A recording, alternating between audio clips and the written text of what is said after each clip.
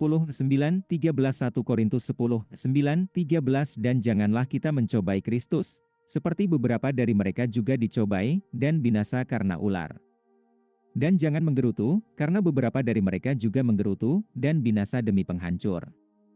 Sekarang semua hal ini terjadi pada mereka sebagai angka, dan mereka ditulis untuk peringatan kita, kepada siapa akhir zaman telah tiba.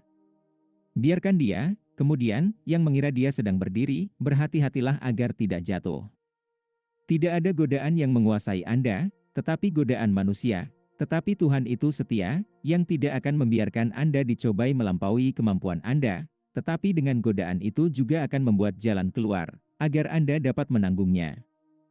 1 Korintus 10:9, 13 Ibrani pukul 12:15 Pastikan bahwa tidak seorang pun kehilangan kasih karunia Allah dan bahwa tidak ada akar pahit tumbuh untuk menyebabkan masalah dan mencemarkan banyak orang.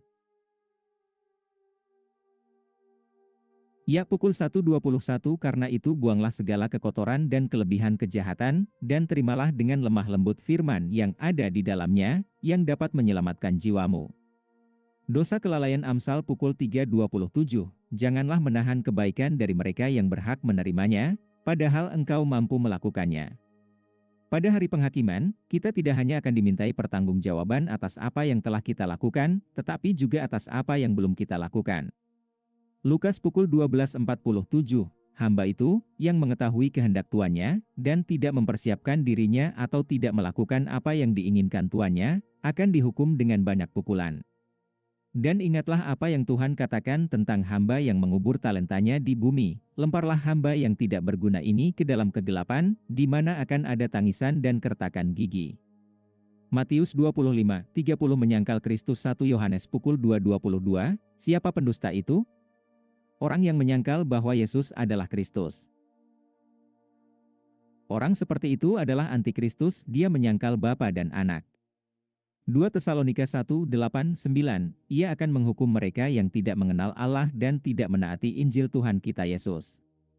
Mereka akan dihukum dengan kebinasaan kekal dan disingkirkan dari hadirat Tuhan dan dari keagungan kuasa-Nya. Seseorang tidak akan diselamatkan dengan menolak kepercayaan kepada Tuhan Yesus Kristus, Anak Allah.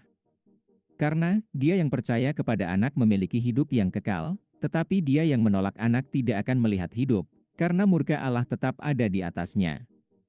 Yohanes pukul 3:36 Karena tidak ada keselamatan di dalam orang lain, karena tidak ada nama lain di bawah kolong langit yang diberikan di antara manusia, yang olehnya kita harus diselamatkan.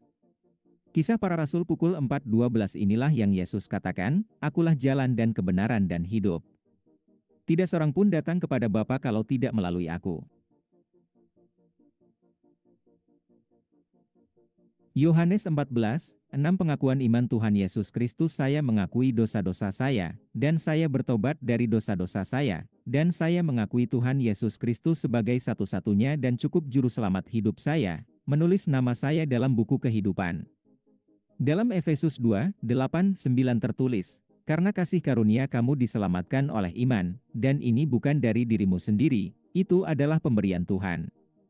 Itu tidak datang dari pekerjaan, jangan sampai ada orang yang menyombongkan diri. Efesus 2:8-9 Yohanes pukul 10:28 Aku memberi mereka hidup yang kekal, dan mereka tidak akan binasa sampai selama-lamanya, tidak ada yang bisa merebut mereka dari tanganku. Yohanes pukul 10:28 Tidak ada keselamatan di dalam orang lain, karena tidak ada nama lain di bawah kolong langit yang diberikan kepada manusia yang olehnya kita harus diselamatkan. Kisah Para Rasul pukul 4:12 Roma 10:9-10 Yaitu, jika kamu mengaku dengan mulutmu bahwa Tuhan Yesus, dan percaya dalam hatimu, bahwa Allah telah membangkitkan Dia dari antara orang mati, kamu akan diselamatkan. Karena dengan hati orang percaya kepada kebenaran, dan dengan mulut orang mengaku kepada keselamatan.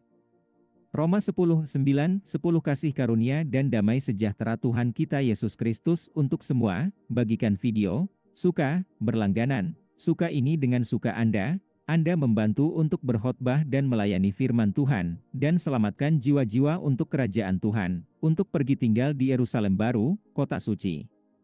Amin.